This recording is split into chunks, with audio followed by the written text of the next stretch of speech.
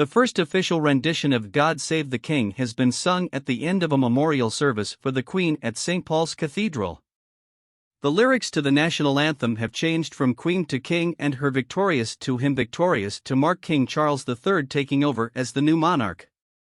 It comes after crowds spontaneously sang the version of the song outside of Buckingham Palace on Friday as the King arrived with the Queen Consort Camilla. No members of the royal family were present at the service, but King Charles III's first address to the nation was broadcast to the congregation. The king said he was speaking with feelings of profound sorrow as he told the country, Queen Elizabeth was a life well lived, a promise with destiny kept, and she is mourned most deeply in her passing.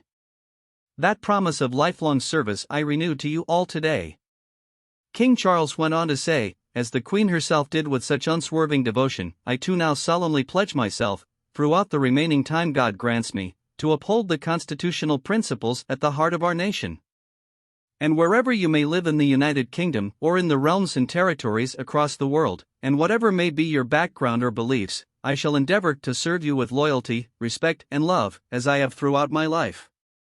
Prime Minister Liz Truss and senior ministers were also in attendance, along with 2,000 members of the public who collected wristbands on a first-come first-served basis.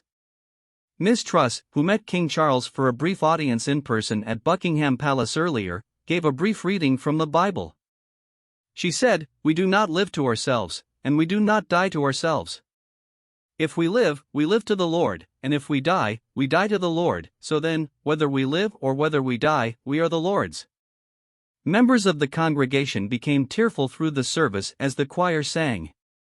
One woman was seen using a handkerchief to wipe her eyes as she sat in the pews at St. Paul's. The Bishop of London then gave an address where she said the Queen had a remarkable Christian faith and Jesus Christ was a fountain and well from which she drew deeply. Dame Sarah Mullally continued, if Christ was her anchor, her husband, the late Prince Philip was, in her own words, Her Majesty's strength and stay.